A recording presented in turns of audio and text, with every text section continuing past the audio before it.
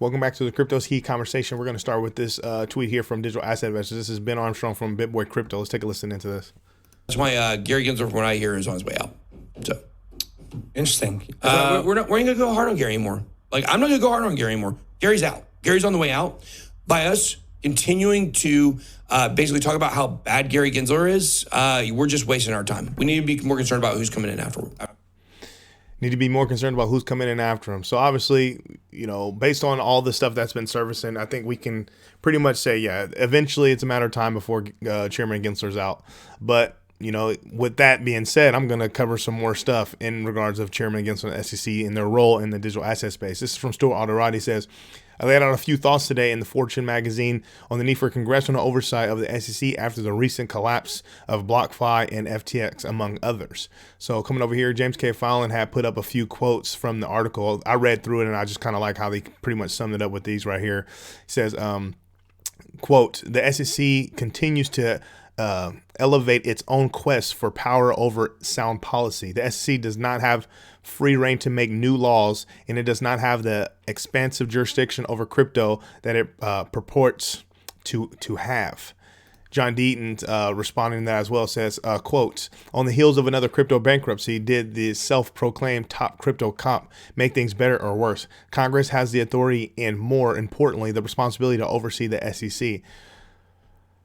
It said, he continues, it says, the FTX fraud committed under Chairman Gensler's nose and the BlockFi deal are all you need to look at to conclude that Gensler is not the right person to lead the SEC. What changed with the BlockFi settlement? What guidance or clarity did the BlockFi deal provide the market? It's a great question. Jeremy Hogan is responding to Charles Gasparino here. Charles Gasparino says, breaking, crypto community sees a bloodbath if SEC prevails against Ripple in the form of more regs oversight that will impact nearly every sector, including the exchange biz, giving Chairman Gensler's desire to force a registration of every coin but BTC. And then Jeremy Hogan says the SEC case was weak and ill-conceived from the start. Ripple put up the best defense money can buy. Ripple is literally the crypto community's Jet Li. If Ripple's kung fu is not good enough, no one's is, which is huge, and it sheds light on how important this Ripple versus SEC litigation is. It truly is going to set precedent for the entire industry. So we definitely need Ripple to win, and I'm gonna keep saying that until it happens. This is Ashley Prosper had put up this Q&A thing right here, and I liked Jeremy Hogan's response. So Ashley says, question. If you were Judge Torres and your ruling could potentially either collapse a multi-billion-dollar industry or severely cripple a major government agency, what would you do?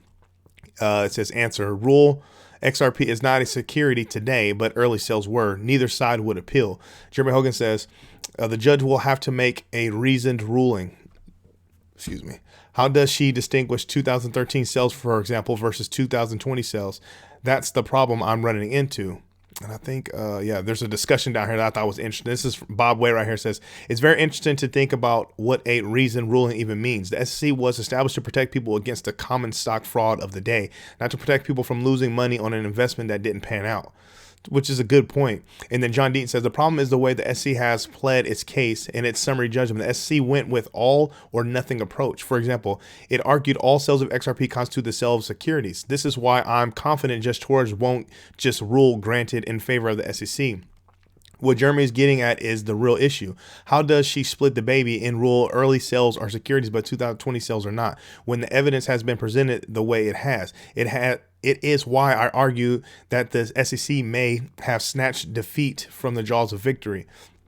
The SEC did not allege that case transaction by transaction, so it would mean the judge has to really work to get to a ruling where she splits the baby and gives each side a victory. This is the very reason I got involved. Had the SEC limited the case to Ripple only, no amicus, if she evaluates sales, then it's in Ripple's favor, but many people forget that there doesn't have to be a sale. The offering alone can violate Section 5. So if there is a split ruling, I believe it will be the Ripple offered XRP in those earlier years as a violation. I can only hope with 15 amicus briefs in support of Ripple and the fact that XRP holders submitted 3,000 affidavits, etc., that the judge will distinguish the token itself and secondary transactions. I think people are also underestimating the chance that issues go to a jury. So obviously he's talking about, things going to a jury. And there was actually, I don't even know if I put it in here. Let me double check here. There was conversations of like people talking about this thing potentially going to what was it, the Supreme Court, and I think I think I have it right here. Let me make sure. Right here. So yeah, Mr. Intuitive, Trumer's Only has a good point. He says, in my opinion, the Ripple case is not going to the Supreme Court. That takes years. If they accept it, the world cannot wait. Which I think is the most profound statement of everything. Because like obviously there's been a conversation happening as like the what ifs and how things are going to pan out. If it goes to the Supreme Court, we can be looking at, half a decade or whatever the case. So that's kind of what the conversation's been like. But if you really think about it, if we come back, where's it at? Right. Yeah, right here. This is just how it is. If we lose our lawsuit with the U.S. Securities and Exchange Commission, we'll leave the United States. And quite honestly, this is right. The world can't wait. I mean, just because the U.S. can't pull their heads out of their butt and be fair and not be corrupt and obviously have their own agenda to, for the incumbents and their dealings and their own personal agendas, it's like the rest of the world isn't going to wait. So if this happens and Bragg on the House and Ripple goes elsewhere, I mean, life goes on in a sense. So I think it's just quite interesting. It's been an intriguing conversation as I've been reading through these tweets. This is from Warren Davidson here. He's responding to Charles Gasparino's about the bloodbath if the SEC beats Ripple. So it says, Congress urgently needs to pass legislation establishing a bright line test for digital assets, making clear what is a security and what is not a security. Then it will be clear what can freely trade on exchanges. Next, clear custody rules and certainty for stablecoins. So coming down here, someone was like, what is a bright line test? It says, if X, then Y, for example, no room for interpretation or misinterpretation. Yeah. I mean, we're kind of still waiting. Speaking of Congress members and their involvement, right here, this is from Library. It says, crypto users waiting for politicians to live up to their claims that they will hold the SEC accountable. So he's responding to Representative Bill Huizenga. Says, for the last 2 years, the SEC tried to convince us that regulation by enforcement would protect investors. Turns out it didn't. Gary Gensler will do anything to distract Americans from his failed tenure at the SEC. Man. Here goes another one from Charles Gasparino responding to Alex Yu here. It says, misleading question, missing if SEC win unless you know something we don't. And then Charles Gasparino says, I have no idea who's going to win the SEC versus Ripple. The judge comments initially suggested she was siding with Ripple, but that was before the whole FTX implosion and scrutiny of crypto, which I don't understand how that it's pertinent to the, whether the digital asset XRP is a security or not, and whether, Ripple was in violation of selling said security. And obviously, you have the Howey test and the common enterprise argument and all this stuff. It's like, I don't know how the rest of this is pertinent. But this is what Charles said. Ending with this one here, I've been loving the Jim Cramer, videos that he's been putting out, and everybody kind of torching him and responding to kind of what he's talking about. But John Deaton says, Cramer is the biggest bandwagoner I've ever seen. He literally jumps on the bandwagon sentiment of the day. He was in Bitcoin and ETH at the top. He liked coin, meaning that's Coinbase, at $400 less than 2 years ago. Now, because of the current environment, he says you are an idiot to even own Bitcoin. Which is people started doing the inverse of, it's called the inverse Kramer or something. They pretty much use like whatever he says, they do the opposite.